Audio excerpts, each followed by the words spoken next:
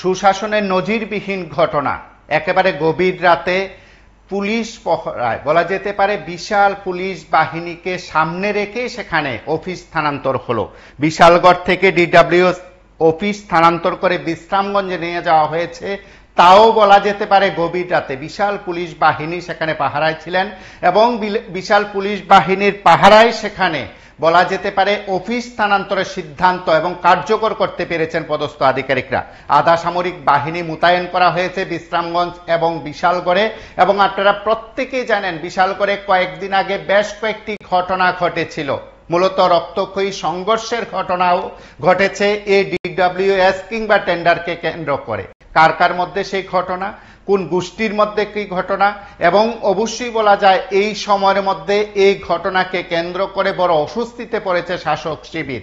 এক প্রকার বলা যেতে পারে শাসক শিবিরের মাথাবাড়ি নেতারাও তাতে নাক গলাতে বাধ্য হয়েছেন।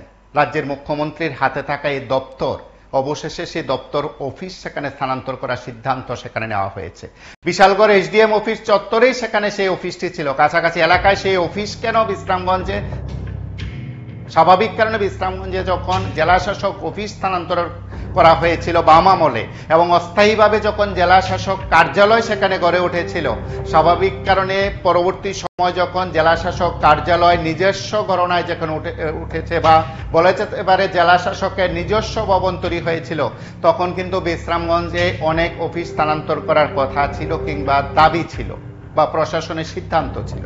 কেউ কেউ বলছিলেন যে বাম আমলে সেই অফিস বিশাল করে নিয়ে আসা হয়েছে। আজ পরিস্থিতির শিকার হয়ে ডাক্তার মানিক সাহার টিম কিংবা প্রশাসন বাধ্য হয়ে বিশ্রামগঞ্জে আবার সেই অফিস নিয়ে গেছে। ডিডব্লিউএস অফিসকে কেন্দ্র করেই, সেখানে টেন্ডারকে কেন্দ্র করেই অপ্রীতিকর ঘটনা ঘটে। অপ্রীতিকর ঘটনা এড়ানোর জন্য হয়তো সেই পরিস্থিতিকে বলা যেতে পারে স্বীকার করে নিয়ে বা পরিস্থিতির কারণে সেখানে অফিস স্থানান্তরকে এক প্রকার মান্যতা দেওয়া হয়েছে। তাহলে স্বাভাবিকভাবে প্রশ্ন উঠতে পারে, সুশাসনে দিনের আলোতে কেন অফিস স্থানান্তর হলো না? প্রশ্ন এ উঠতে পারে, প্রশাসনিক স্তরের আধিকারিকরা কি কোনো ভরসা পাচ্ছেন না? আবার এও প্রশ্ন উঠতে পারে যে এত বিশাল নিরাপত্তা বাহিনী, আধা সামরিক বাহিনী, বিশাল নিরাপত্তার মধ্য দিয়ে কেনই বা অফিস স্থানান্তরের প্রয়োজন দেখা দিল?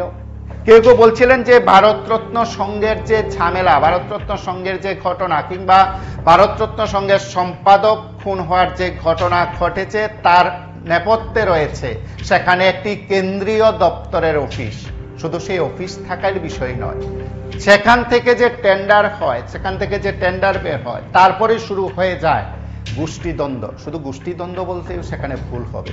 একেবারে বলা যায় অস্ত্র নিয়ে একে অপরের বিরুদ্ধে যে আক্রমণ করা, একেবারে চিরতরে শেষ করে দেওয়ার ঘটনা, সে এবার কিন্তু তার জের কিন্তু পড়তে পারে রাজ্যের অন্যত্র। সে আশঙ্কা দেখা দিয়েছে কিন্তু বিশালগড়েও। এবং আপনারা প্রত্যেকে জানেন বিশালগড়ে দুই দাদার মধ্যে লড়াই সেখানে শুরু হয়েছিল।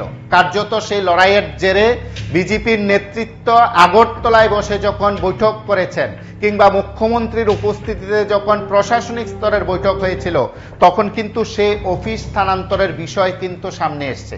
আপনারা সরাসরি দেখছেন রাজ্যের একমাত্র প্রতিবাদী কলমে সে সংবাদ প্রকাশ হয়, লজ্জা অন্ধকারে সরাতে হলো অফিস। এক্সক্লুসিভ সে ভিডিও দৃশ্য আপনারা দেখছেন যে বিশাল নিরাপত্তা বাহিনীর উপস্থিতিতে সেখানে রাত ৩টায় বিশালগড় ডিডব্লিউএস অফিসের সমস্ত রকম জিনিসপত্র, যাবতীয় সে জিনিসপত্র বিশ্রামগঞ্জ অফিসে সেখানে স্থানান্তর করা হয়। কেউ কেউ বলছিলেন যে এটাই সুশাসনের চমৎকার ম্যাজিক, রাত ৩টায় সরকারি অফিস স্থানান্তর করতে হয়। তাও বলা যেতে পারে আশঙ্কা, মারপিট, আক্রমণ এবং বলা যেতে পারে চাপ বা বলতে পারেন সেখানে হস্তক্ষেপ আসবে, সেই আশঙ্কায় এই পরিস্থিতির শিকার হয়ে বা এই পরিস্থিতি এড়ানোর জন্যই বিশালগড় থেকে ডিডব্লিউএস অফিস বা এক্সিকিউটিভ ইঞ্জিনিয়ার অফিস বিশ্রামগঞ্জে সরিয়ে নেওয়া হয়েছিল ভোর রাতে। এবং বলা যেতে পারে সেখানে বিশাল নিরাপত্তা বাহিনীর উপস্থিতিতে সেখানে কর্মীরা বা আধিকারিকদের উপস্থিতিতে কর্মীরা সেই সব জিনিসপত্র সরিয়ে নিয়েছেন। সরকারি কর্মচারীরাও মধ্যরাতে সেখানে এসেছেন এবং তারা অফিস স্থানান্তরের বিষয়টি কার্যত স্বীকার করলেও অন ক্যামেরায় কেউ কথা বলতে চাননি। কেন কথা বলতে চাননি? স্বাভাবিক কারণে পরিস্থিতি নিয়ে প্রত্যেকেই হয়তো উদ্বিগ্ন, পরিস্থিতির শিকার অনেকেই আছেন। সেদিক থেকে অফিস স্থানান্তরের বিষয় প্রশাসনিক ঊর্ধ্বতন কর্তৃপক্ষের সিদ্ধান্ত, সেখানে হালের কর্মচারী কিংবা আধিকারিকরা যারা এই গভীর রাতে সেখানে ডিউটি করছিলেন তারাই বা কেন যাবেন? কেউ কেউ বলছিলেন একেবারে যুদ্ধ পরিস্থিতি তৈরি হতে পারে বিশাল করে, আশঙ্কা দেখা দিয়েছে। কেউ কেউ বলছিলেন সেই অফিসকে কেন্দ্র করে টেন্ডার এবং সেই টেন্ডারকে কেন্দ্র করে যে ঝামেলা হওয়ার আশঙ্কা দেখা দিয়েছিল, কিংবা বলা যেতে পারে বেশ কয়েকদিন ধরে অপ্রীতিকর ঘটনাই শুধু ঘটেনি, উত্তপ্ত পরিস্থিতি ছিল বিশাল করে। অপ্রীতিকর ঘটনার আজ বলা যেতে পারে টের পেয়েছেন বা তার ঘটনার জের ভয়াবহ রূপ নিতে পারে বলে আশঙ্কা প্রকাশ করেছেন রাজ্য প্রশাসন কিংবা সরকার প্রধান, বলতে পারেন শাসক দলের সুপ্রিমো। সেদিক থেকে এই সময়ের মধ্যে একেবারে গভীর রাতে সেখানে পুলিশের বিশাল পুলিশ বাহিনী, আধা সামরিক বাহিনীর উপস্থিতিতে ডিডব্লিউএস অফিস স্থানান্তর করা হয়েছে বিশালগড় থেকে বিশ্রামগঞ্জে। এবং আপনারা জানেন যে প্রতিবাদী কলম সেই সংবাদ প্রকাশ করে বেশ কয়েকটি বিষয় সেখানে উত্থাপন করেছে।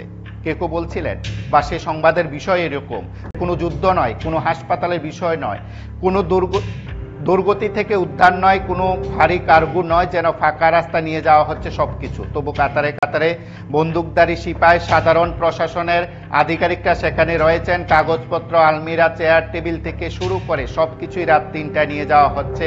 এ যেন আইন শৃঙ্খলার বিষয়টি, শাসন প্রশাসন, সুশাসন সবকিছুকেই যেন লজ্জায় ফেলে দিয়েছে। কেউ বলছিলেন যে প্রশাসনিক কাজে সেখানে তৎপরতা দেখানোর জন্যই রাতে সেগুলো সরিয়ে নেওয়া হয়, কার্যত তা নয়।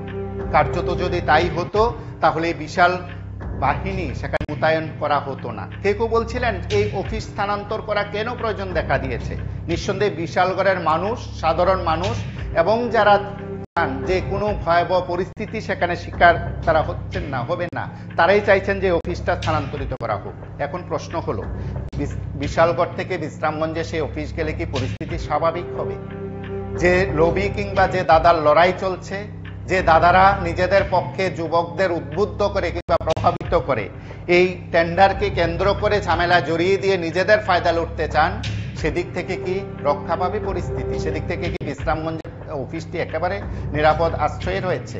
সেই প্রশ্ন ভবিষ্যৎ উত্তর দেবে, সেই প্রশ্নের উত্তর ভবিষ্যতের কাছে রয়েছে। আমরা যতটুকু তথ্য পেয়েছি সেখান থেকে বলছি, ডিডব্লিউএস এর অফিসটি সরিয়ে নেওয়া হলো বিশ্রামগঞ্জে। এই অফিসের কাজের বরাত নিয়ে মূলত দুই গ্রুপের মধ্যে সেখানে লড়াই চলছিল, দীর্ঘদিন ধরে অশান্তি চলছিল। বিশ্রামগঞ্জে বিশ্রামগঞ্জ, বিশালগড় সহ বিভিন্ন জায়গায় তার সেখানে বলা যাইতে পারে তার প্রভাব পড়েছিল। থানায় কিন্তু সেখানে মামলা, পাল্টা মামলা হয়েছিল, সরকারি সম্পদ ভাঙ্গা হয়েছিল, ঠিকাদার আহত হয়েছিলেন। তবুও কিন্তু উভয় পক্ষে কিন্তু গ্রেপ্তার নেই এখনো। রাষ্ট্রবাদী দলের পরিচালনায় যেখানে সরকার রয়েছে বলে দাবি করা হয়, সেখানে সুশাসনের দাবিদার যারা আছেন তারা কিন্তু এই আক্রমণকারী কিংবা অপরাধী তাদেরকে কিন্তু গ্রেপ্তার করেনি। মামলা, পাল্টা মামলা নিয়ে যখন একে অপরের বিরুদ্ধে প্রত্যক্ষ পরোক্ষভাবে সেখানে বিষোদ্গার করছিলেন, তখন অনেকেই আশঙ্কা প্রকাশ করেছিলেন এই অফিস স্থানান্তর হলে পরিস্থিতি হয়তো ঠান্ডা হবে, আবার কেউ কেউ বলছিলেন নাও হতে পারে। কিন্তু শেষ পর্যন্ত অভিযুক্তরা ধরা পড়বেন কিংবা পড়বেন না, তবে অফিস কিন্তু সরানো হলো। রাত 3টায় সরানো হয়েছে সমস্ত রকম জিনিসপত্র, অফিসের যাবতীয় কাগজপত্র, করা নিরাপত্তার মধ্য দিয়ে তা স্থানান্তর করা হয়েছে। এবং ত্রিপুরার বুকে যারা বলছিলেন ত্রিপুরার বুকে বিভিন্ন মহল থেকে দাবি করা হচ্ছে ত্রিপুরার বুকে রাতে অফিস স্থানান্তর করার প্রয়োজন এই রাজ্যের বুকে কখনো দেখা দেয়নি, কখনো তা হয়নি। এবং একটা সময় কোনো অফিস রাতে যখন খোলা থাকতো কিংবা আলো যেখানে জ্বলতো, তখন কিন্তু অনেকে আশঙ্কা প্রকাশ করতেন। কেউ কেউ বলতেন যে সেখানে কিছু একটা হচ্ছে। এই অফিস যখন শনিবার গভীর রাতে, বলা যায় মধ্যরাতে সরিয়ে নেওয়ার প্রয়োজন দেখা দিয়েছে, তারপর কিন্তু রবিবার এই খবর প্রতিবাদী কলম প্রকাশ করতেই বিভিন্ন মহল থেকে কিন্তু আলোচনা চর্চা শুরু হয়ে গেছে। সংশ্লিষ্ট মহলের দাবি, সংবাদের ভাষায় সেখানে বলা হচ্ছে শাসক দলীয় নেতাদের লোভীর ভয়ে গোটা অফিসটি সরিয়ে নেওয়া হয়েছে। নিগু বাণিজ্যকে কেন্দ্র করে রাজ্য জুড়ে যে মারাত্মক পরিস্থিতি তৈরি হচ্ছে, বিভিন্ন সরকারি অফিসে আমলারা আক্রান্ত হচ্ছেন, সিদ্ধান্ত নিতে পারছেন না, সেখান থেকে কিন্তু মহকুমার অফিস দূর বা জেলা সদরের কাছাকাছি সুরক্ষিত এলাকায় নিয়ে যাওয়া হয়। কতটা অনিরাপদ, অসুরক্ষিত হলে নেতাদের কথায় উঠবস করা আমলারাও অন্ধকারে অফিস সরাতে বাধ্য হচ্ছেন, বিশালগড়ে ডিডব্লিউএস বোধহয় তার উদাহরণ। আমরা যে দৃশ্য আপনাদের কাছে তুলে ধরেছি, সেখানে বিশালগড় বিশ্রামগঞ্জ থানার পুলিশ, সিআরপিএফ, বিএসএফ, টিএসআর এর বিশাল বাহিনী এবং বিশালগড় এসডিএম অফিসের ডিসিএম সহ বিশাল টিম সেখানে রয়েছেন এবং বিশাল টিমের উপস্থিতিতেই মূলত সেখানে অফিস স্থানান্তর করা হয়েছে। উষাবাজারের ঘটনার পর নিগু বাণিজ্যকে কেন্দ্র করে বিশালগড়ে যে পরিস্থিতি তৈরি হয়েছে সেই পরিস্থিতি থেকে রক্ষা পাওয়ার জন্যই বোধ হয় সে অফিস স্থানান্তর করার সিদ্ধান্ত নেওয়া হয়েছে। আপনারা যে রাতের দৃশ্য দেখছেন এবং সেখানে বলা যেতে পারে এই অফিস স্থানান্তরের সিদ্ধান্তই বোধ হয় কার্যকর করা হয়েছে পরিস্থিতি নিয়ন্ত্রণ করার জন্য। নিগু বাণিজ্যকে কেন্দ্র করে যে অপ্রীতিকর রক্তক্ষয়ী সংঘর্ষের ঘটনা ঘটে, জীবনহানির ঘটনা ঘটে, তার জেরেই বোধ হয় সে অফিস সরে গেছে। কিন্তু বিশালগড় থেকে বিশ্রামগঞ্জে অফিস গেলে কি পরিস্থিতি স্বাভাবিক হবে? অতীতের কোনো ঘটনা পুনরাবৃত্তি ঘটবে না? এই প্রশ্নের উত্তর সময় দেবে। আপনারা সঙ্গে থাকুন, দেখতে থাকুন PB24। আরো অনেক গুরুত্বপূর্ণ খবর থাকবে, গুরুত্বপূর্ণ বিষয় থাকবে এবং সবকিছুই আমরা তুলে ধরবো আপনাদের কাছে। আপনারা দেখতে থাকুন PB24।